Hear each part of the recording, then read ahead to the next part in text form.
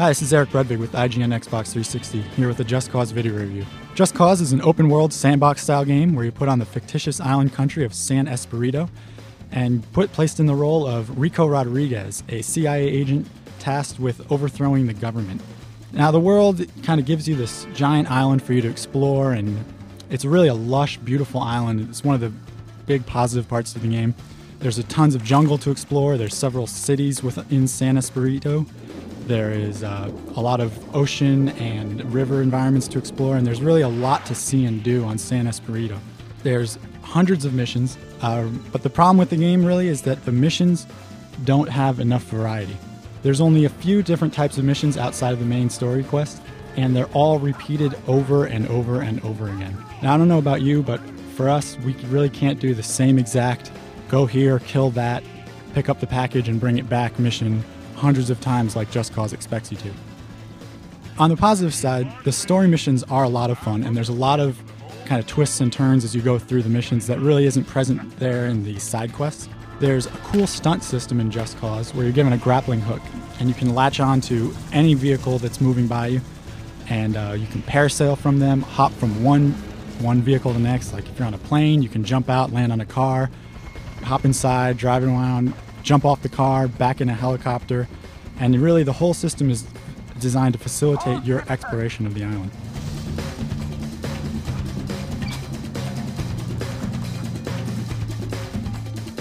The music of Just Cause fits very well with the game. It's a Latin-inspired groove, and it really goes along well with the over-the-top feeling that all the action in Just Cause gives. There's a ton of vehicles, everything from boats to helicopters to fighter planes, even some passenger jets are available, and it's really easy to get around the island and go from one place to the next. Unfortunately, the game doesn't quite have enough polish. We experienced a lot of bugs while we were playing the game. We also noticed that some of the vehicles that they give you really don't have the little extra something that make them fun. For example, there's a monster truck in the game that you can unlock, but you can clip right through the wheels. If you just walk right through them, or if you try to drive over a person, you'll notice that you really don't get a monster truck effect. Another thing that kind of doesn't quite fit in the game is that if you drive a car into the water, it'll explode. But if you fly a plane underwater, you can keep going and then take off again. And really, there's no it's almost as if the water's the same as the air. There's also not enough environmental interaction. The only real things that you can destroy in the game, aside from a few gas tanks here or there, are vehicles and people. Also, your grappling hook, while it can hook on to any vehicle in the game, you can't hook on to any cliffs or buildings with it, and it kind of becomes a one-trick pony after a little while.